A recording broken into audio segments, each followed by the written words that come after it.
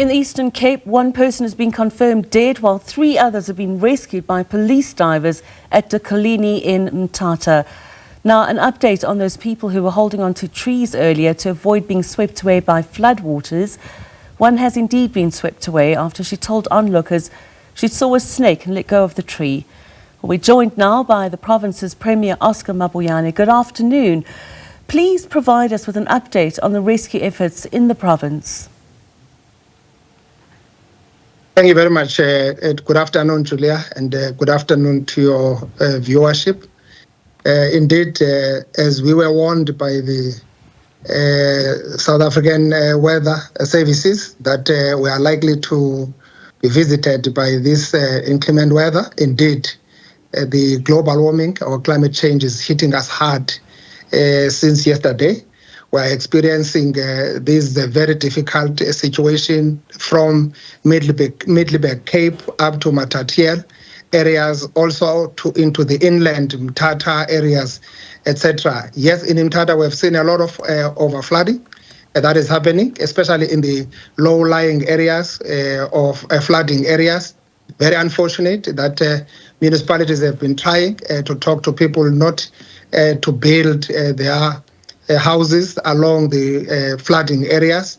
But today we are in that situation. Yes, a lot of people have been affected.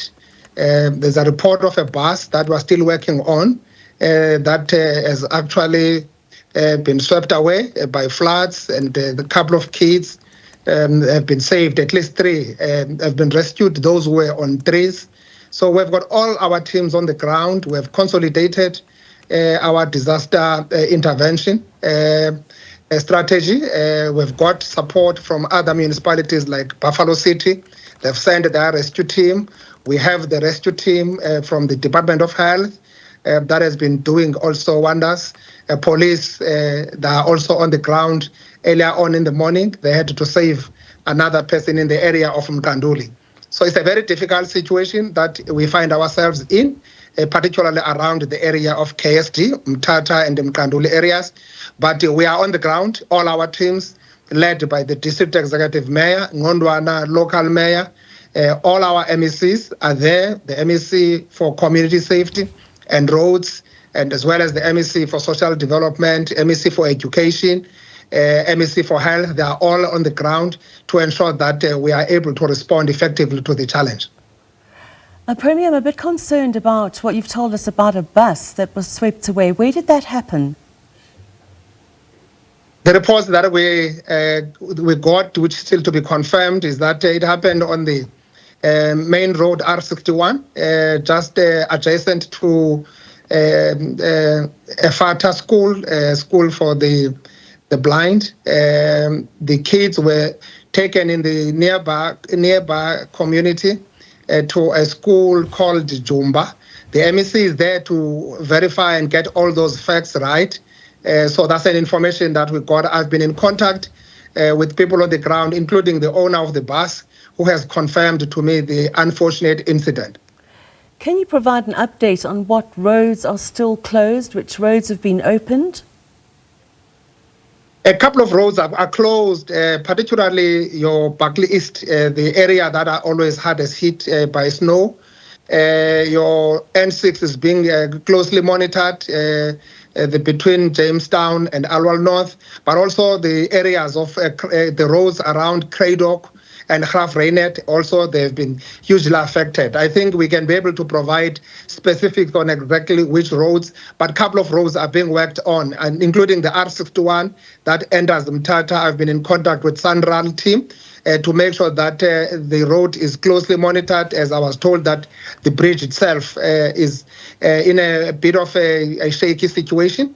It's unfortunate that we've been having plans for the last 10 years to actually upgrade that road into a dual road into Mthatha from the airport.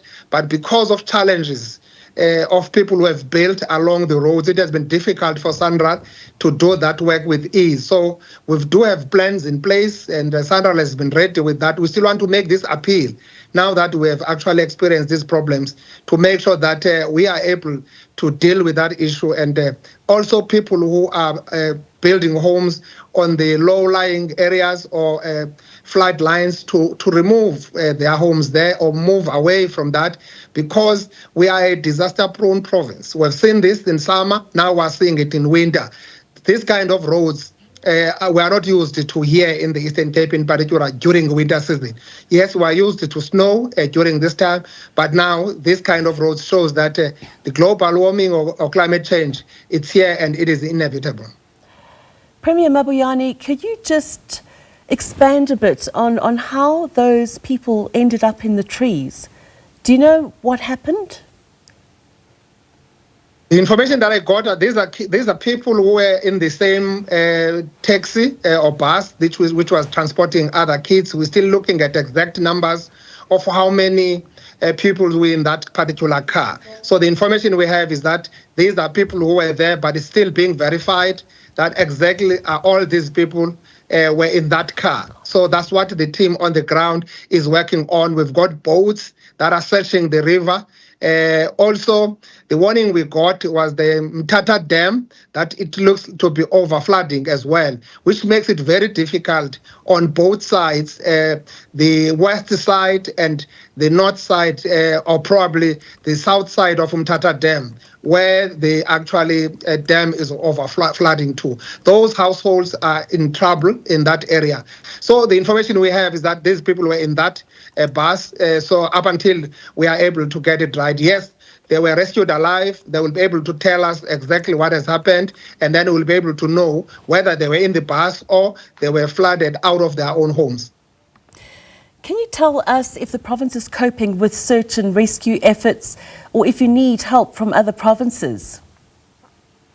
So far, I think our teams on the ground have not indicated any panic on that in terms of being overwhelmed. Yes, of course, we'll always gladly welcome support from national, from the provinces, to make sure that we save lives. We are all out to make sure that we save lives, and we've already seen this situation of the bus, which we still nervous about in terms of exactly how many casualties that might have been affected. So we will welcome any support, but our teams, as I've said, we have consolidated all our teams, the rescue team from health, the rescue team from Buffalo City Metro municipalities and the district municipalities of OR Tambo. They are all on the ground, and they are moving around, searching, using boats. There we have activated South African police services. They've been talking to SANDF in that area that can also be able to brought on board. So we're definitely going to welcome and embrace any support that we can get. And then lastly, do you have any idea of the weather for the next few days that has been forecast for your province? Well, it's an evolving one, but we are monitoring what South African Weather Services is telling us. We can only rely on them. It's only them who can really make these kind of weather estimations and all that. So we don't want to create our own, so we'll depend on them. At least it has subsided now, but we are seeing a lot of water rising up. Some of houses that are now being submerged were not submerged earlier. There was some sunny skies coming up, but we have seen the weather that it will be rolling up, but we are relying more on South African Weather Services to indicate how we must be able to prepare ourselves more. Thank you very much. That was Eastern Cape Premier Oscar Mabuyane providing an update on what is happening in the Eastern Cape in terms of rescue efforts in those conditions. Time for a quick break. We'll be back in just a bit.